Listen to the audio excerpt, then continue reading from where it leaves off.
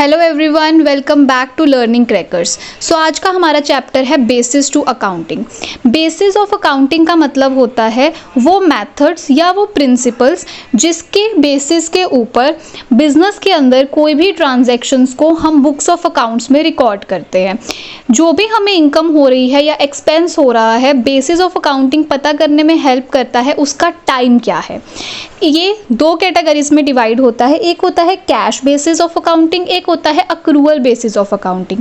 ये basis help करते हैं प्रिपेयर करने में फाइनेंशियल स्टेटमेंट्स को और ये पता करने में कि हमें प्रॉफिट हुआ है या लॉस हुआ है, प्लस एक बिजनेस की फाइनेंशियल पोजीशन क्या है, वो कहाँ पे स्टैंड करता है।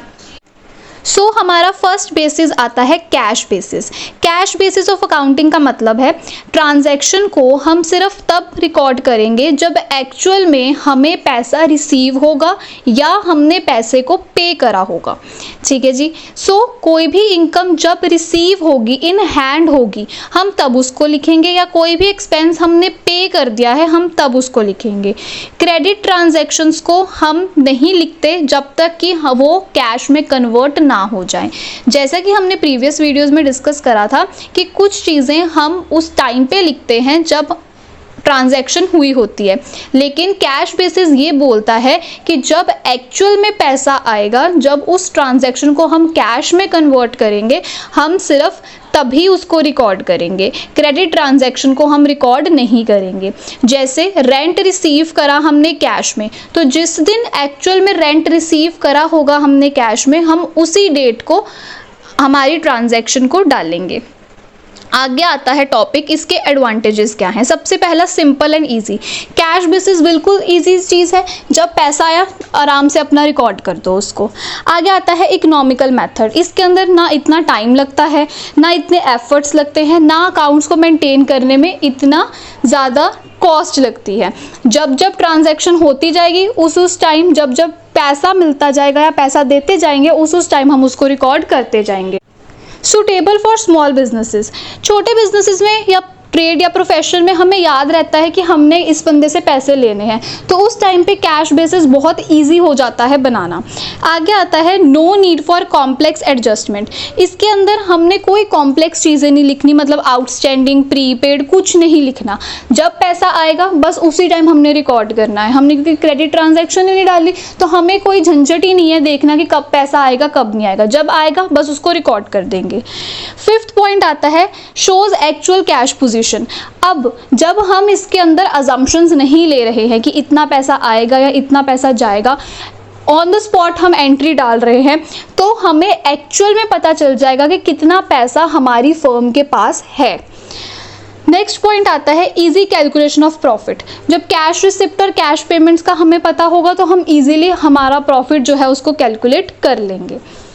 नेक्स्ट टॉपिक आता है डिसएडवांटेजेस क्या हैं। सबसे पहला, इग्नोर क्रेडिट ट्रांजैक्शंस। इसके अंदर कोई भी क्रेडिट सेल्स, क्रेडिट परचेज हुई है, हम उसको इग्नोर कर देते हैं, हम उसे लिखते नहीं हैं, सिर्फ हम कैश के ऊपर लिखते हैं। तो जो पैसा आने वाला है हमें कोई इसका एस्टिमेट नहीं होता है कि इतना इन फ्यूचर पैसा हमें मिलेगा, क्योंकि ट्रांजैक्शन कब होगी, जब एक्चुअल में कैश हमें मिल जाएगा। सेकेंड आता है does not show correct profit and loss. अब हमारे जो इनकम और एक्सपेंसेस हैं वो अलग अलग अकाउंटिंग पीरियड के हैं। इस लाइन का मतलब क्या हो गया, मान लो मैंने आज सामान बेचा, ठीक है, वो कैश मेरा इस अकाउंटिंग पीरियड का होगा, लेकिन उसकी अमाउंट मेरे को आज से 2 साल बाद मिलेगी। मैंने रिकॉर्ड किस पे करना है, जब मुझे कैश एक्चुअल में मिलेगा, तो मेरा उस टाइम का अकाउंटिंग पीरियड में प्रॉफिट ज़्यादा शो होगा रादर देन आज के अकाउंटिंग पीरियड पे। तो यहाँ पर हमें करेक्ट प्रॉफिट एंड लॉस पता नहीं चलता, क्योंकि ट्रांजैक्शन कब की होती है और पैसा हमें कभी और मिलता है।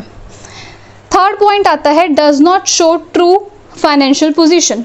ऑब्वियस सी बात है, जब हम रिकॉर्ड ही कभी और कर रहे हैं तो एसेट्स और लायबिलिटीज़ भी हमारे ऊपर नीचे हो जाएंगे, जिसके कारण हमें फाइनेंशियल पोजीशन का भी करेक्ट पता नहीं लग सकता। फोर्थ पॉइंट आता है not suitable for large business. जो बड़े बड़े बिजनेसेस होते हैं वो ऑलमोस्ट क्रेडिट पे ही चलते होते हैं, ठीक है, उनके रिलेशंस ऐसे होते हैं कि आज सामान दे दो, पैसा हम बाद में दे देंगे, तो उनके केस में कैश बेसिस बिल्कुल भी सुटेबल ऑप्शन नहीं होता है। Fifth, difficult to compare performance. यहाँ पर हम अपनी फर्म की परफॉर्मेंसेस को ईयर टू ईयर कंपेयर नहीं कर सकते।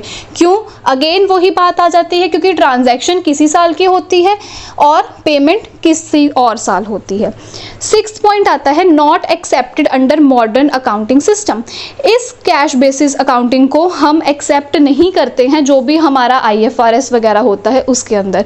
ये बिजनेसेस अपनी कन्वीनियंस के अकॉर्डिंग चला लेते हैं, बट ये फुली एक्सेप्टेबल नहीं है। अब यहाँ पर अच्छे से समझने के लिए मैंने एक इलस्ट्रेशन मेंशन करी है, सेम आपकी बुक में भी है।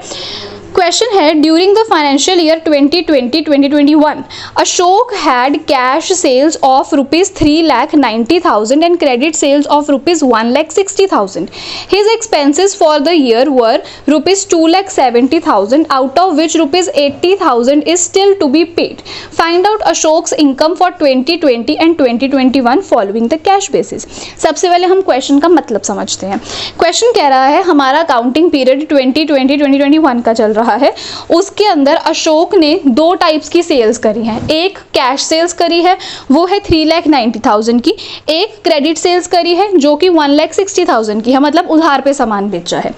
और उसके जो उस पर्टिकुलर पीरियड के खर्चे हैं वो 2,70,000 है, जिसमें से 80,000 अभी भी पे करने वाला रहता है।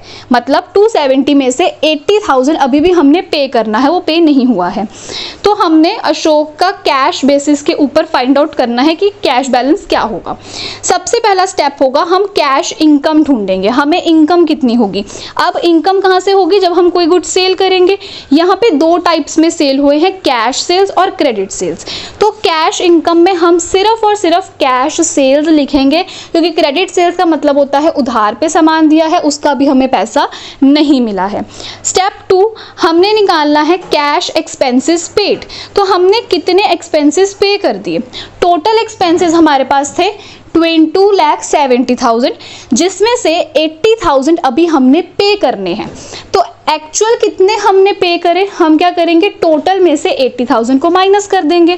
सो 2,70,000 में से जब 80,000 को माइनस करा जाएगा तो आंसर आएगा 1,90,000। मतलब उस पर्टिकुलर ईयर में 1,90,000 के एक्सपेंसेस हमने करे हैं। उसके बाद हमने क्या करना है, कैलकुलेट करना है हमारी इनकम को। सो इसका फॉर्मूला होता है जितनी भी कैश इनकम हुई है उसमें से एक्सपेंसेस को माइनस कर देंगे। मतलब जो हमें कैश सेल्स हुई थी 3,90,000 की, उसमें से 1,90,000 को हम माइनस कर देंगे। सो हमारे पास आंसर आ जाएगा 2 लाख। सो कैश बेसिस पे जितना जितना कैश आया या गया हमने सिर्फ उसको कैलकुलेट करा है, जिसको अभी पे करना है या जो पैसा अभी आना है हमने उसको इग्नोर कर दिया है। सो ये था हमारा कैश बेसिस। सेकंड आता है अक्रूवल बेसिस। अक्रूवल बेसिस वो बेसिस होता है जो हमने प्रीवियस वीडियोस में भी करा कि जिस टाइम पे ट्रांजैक्शन हुई होगी हमने उस टाइम पे उसे रिकॉर्ड करनी है, चाहे पैसा मिला है चाहे पैसा नहीं मिला है। तो जैसे इनकम मैंने आज रिसीव कर ली, उसका मुझे 6 मंथ्स के बाद पैसा मिलेगा, तो मैं 6 मंथ्स के बाद इसमें एंट्री नहीं डालूंगी, मैं आज की डेट पे एंट्री डालूंगी क्योंकि आज मैंने इनकम रिसीव करी है। सेम वे से एक्सपेंसेस भी होंगे। मान लो मैंने कोई खर्चा आज करना है, मैंने उसको प्रॉमिस करा कि आप मुझे उधार पे दे दो, जब मेरे पास पैसे आएंगे तो मैं आपको दे दूंगी, तो उसकी ट्रांजैक्शन मैं आज की डेट पे डालूंगी, ना कि फ्यूचर डेट पे। सो डिफरेंस इतना है कि कैश बेसिस पे जब पैसा मिलेगा हमने तब ट्रांजैक्शन को रिकॉर्ड करना है। अक्रूवल बेसिस पे जब एक्चुअल में ट्रांजैक्शन हुई होगी, बेशक पैसा मिला है या नहीं मिला, हमने जब ट्रांजैक्शन हुई तब उसको रिकॉर्ड करना है। जैसे यहाँ पर एग्जाम्पल दे रखी है, goods sold on credit are recorded on sales even if payment is received later on. मतलब मैंने गुड्स बेचे, मैं उसको आज रिकॉर्ड कर दूंगी, बेशक मुझे अभी उसकी पेमेंट नहीं मिली है। इसके अंदर हम दोनों कैश ट्रांजैक्शन और क्रेडिट ट्रांजैक्शन दोनों ही रिकॉर्ड करेंगे। ठीक है जी। सेकंड नेक्स्ट टॉपिक आता है एडवांटेजेस क्या हैं। Shows correct profit and loss. अब इसकी हेल्प से मुझे पता चल जाएगा मेरा कितना प्रॉफिट है और कितना लॉस है। क्यों? क्योंकि मुझे एक्चुअल में पता लग गया है कि अभी कितना पैसा मिल चुका है प्लस कितना और आने वाला है, तो मैं सही से उसको कैलकुलेट कर सकती हूँ। Next, shows true financial position. जब मुझे इनकम और एक्सपेंस का पता चल गया तो यहाँ पे मेरी फाइनेंशियल पोजीशन भी मुझे सही दिखनी शुरू हो जाएगी। Third, include credit transaction. इस सिस्टम के अंदर दोनों कैश और क्रेडिट दोनों ही हम मेंशन मेंशन करते हैं, ठीक है। पैसा मिल गया है या मिलने वाला है, दोनों ही इसके अंदर आएंगे। Fourth, helps in better decision making. अब जब हमारे पास अकाउंटिंग इन्फॉर्मेशन बिल्कुल सही आ गई है तो ये मैनेजर्स को हेल्प करती है कि वो अच्छे से डिसीजंस ले सके फ्यूचर के लिए। Fifth, suitable for large businesses. अब लार्ज बिजनेसेस तो होते ही ऐसे हैं कि वो आधे उधार पे चलते हैं और आधे कैश पे चलते हैं, जैसे मैंने आपको पहले बताया। सो उसके लिए अक्रूवल बेसिस बिल्कुल सुटेबल ऑप्शन बचता है। Sixth, accepted under modern accounting system. तो IFRS, इंडियन अकाउंटिंग स्टैंडर्ड, उन सब में अक्रूवल बेसिस को फुल्ली एक्सेप्ट करा गया है। नेक्स्ट टॉपिक आता है डिसएडवांटेजेस। सबसे पहला, डिफिकल्ट एंड कॉम्प्लेक्स। अब कितना पैसा इन फ्यूचर आना है हमने उसको भी रिकॉर्ड करके रखना है, ठीक है। सो इसको थोड़ा कैलकुलेट करना बहुत डिफिकल्ट हो जाता है, बहुत ही दिक्कत आनी शुरू हो जाती है। Second, costly system. अब इसके अंदर बहुत ज़्यादा एफर्ट्स लगते हैं, बहुत ज़्यादा टाइम कंज्यूम होता है। टाइम कंज्यूम क्यों होता है? क्योंकि हमने सारा देखना है, सारे वाउचर्स रखने हैं, सब कुछ कैलकुलेट करना है, कितना पैसा आएगा, कितना आ चुका है, कितना पैसा अभी देना बाकी है, कितना दे चुके हैं। Each and everything we have to calculate in this. Next, does not show actual cash position. अब इसमें हमें प्रॉपर कैश पोजीशन नहीं पता चलती। क्यों नहीं पता चलती? क्योंकि जो पैसा आने वाला है या जो पेमेंट अभी हमने करनी है, हम उसको भी रिकॉर्ड कर रहे हैं, तो वो तो भी देना है ना, या वो तो भी आना है, तो उससे हमें प्रॉपर कैश की पोजीशन पता नहीं लग सकती। क्या पता कल को वो पैसा आए ही ना, लेकिन हमने तो रिकॉर्ड करके रख लिया, इस वजह से कैश पोजीशन प्रॉपर पता नहीं चलती। Fourth, requires many adjustments. इसके अंदर आउटस्टैंडिंग, प्रीपेड, अक्रूड और रिसीव्ड इन एडवांस, हर एक चीज़ इसके अंदर कैलकुलेट होती है। आउटस्टैंडिंग वगैरह चीज़ें क्या होती हैं ये हम जर्नल में थॉरोली पढ़ेंगे। Next, fifth, chances of bad debts. जैसे मैंने आपको पहले ही बताया, हम रिकॉर्ड करके रख लें, कल को वो बंदा दिवालिया हो जाए, उसके पास पैसे ही ना हो देने के लिए, तो यहाँ पर हमारे बैड डेट्स के चांसेस बढ़ते रहते हैं कि हमें अपनी पॉकेट से उसको फुलफिल करना पड़ जाता है। Sixth, not suitable for small businesses. छोटे बिजनेस के लिए इतना खर्चा उठाना ईजी नहीं है, इसलिए ये स्मॉल बिजनेस के लिए नहीं एप्लीकेबल। नेक्स्ट हमारे पास आता है इलस्ट्रेशन। अब इसकी इलस्ट्रेशन हमने सेम इलस्ट्रेशन अशोक वाली ही उठाई है। अब इसमें टोटल इनकम हम कैसे कैलकुलेट करेंगे, मैंने आपको पहले बताया। इसके अंदर कैश ट्रांजैक्शन भी आती है और इसके अंदर क्रेडिट ट्रांजैक्शन भी आती है। उसी वे में टोटल इनकम निकालने के लिए हम कैश में क्रेडिट को प्लस कर देंगे, मतलब 3,90,000 में 1,60,000 ऐड कर देंगे, तो टोटल हो गया 5,50,000। ये हमारी होगी टोटल इनकम जो हमें हो चुकी है या होने वाली है। फिर टोटल एक्सपेंसेस। टोटल एक्सपेंसेस हमारे 2,70,000 ही रहेंगे, क्योंकि 2,70,000 में से 190 दे चुके हैं और 80 अभी हमने देने हैं, तो हमने टोटल एक्सपेंस लेना, तो हमने टोटल कर दिया। उसके बाद टोटल इनकम में से टोटल एक्सपेंस को हम माइनस कर देंगे। बिल्कुल सिंपल सी चीज़। कैश वाले में सिर्फ कैश रखना है, और अक्रूवल वाले में दोनों का मिक्सचर रखना है। Next topic and last topic हमारे पास आता है डिफरेंस। कैश बेसिस और अक्रूवल बेसिस का डिफरेंस क्या होता है? सबसे पहला, रेवेन्यू रिकॉग्निशन, मतलब कब हमने ट्रांजैक्शन को रिकॉर्ड करना है। कैश में हम तब रिकॉर्ड करेंगे जब हमें वो रिसीव हो चुकी है, व्हेन रेवेन्यू इज रिसीव्ड, जब हमने उसको रिसीव कर लिया है। और अक्रूवल में व्हेन रेवेन्यू इज अर्न्ड, जब हमने उसे कमा लिया है, चाहे मिलेगा बाद में, लेकिन अर्न कर लिया है तो हम उसको रिकॉर्ड कर लेंगे।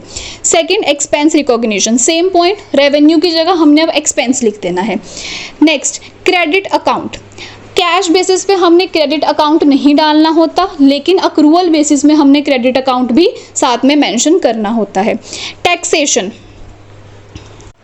सो कैश बेसिस पे जो पैसा अभी तक हमने अर्न नहीं करा है, हम उस पर टैक्स पे नहीं करेंगे, लेकिन अक्रूवल बेसिस पे सभी के ऊपर टैक्स लगेगा, चाहे अर्न करा है चाहे नहीं, क्योंकि हमने वो कमा लिया है, हम ये शो कर रहे हैं वहाँ पे। Next, accuracy. Cash can exceeds the financial wealth of a business. यहाँ पर फाइनेंशियल वेल्थ बढ़ सकती है, लेकिन अक्रूवल बेसिस पे हमें एक्यूरेट पता लग जाता है कि हमारी फाइनेंशियल वेल्थ कितनी है। नेक्स्ट आता है ईजीनेस ऑफ यूज, किसको बनाना ईजी है? कैश बेसिस को बनाना ईजी है और अक्रूवल बेसिस को बनाना थोड़ा सा डिफिकल्ट हो जाता है। देन यूज्ड बाय, कौन इसको यूज करता है? Cash basis small service based business है, एनपीओज यूज कर सकते हैं, और अक्रूवल कोई भी बड़ी companies, public company, private company, हर कोई उसको यूज कर सकता है। सो ये था हमारा chapter basis of accounting. I hope आपको वीडियो में सब कुछ समझ आ गया होगा। अगर आपको कोई भी पॉइंट में दिक्कत है या कुछ नहीं समझ आ रहा है तो आप कमेंट सेक्शन में पूछ सकते हैं। अब मिलते हैं नेक्स्ट वीडियो में, तब तक के लिए ऑल द वेरी बेस्ट।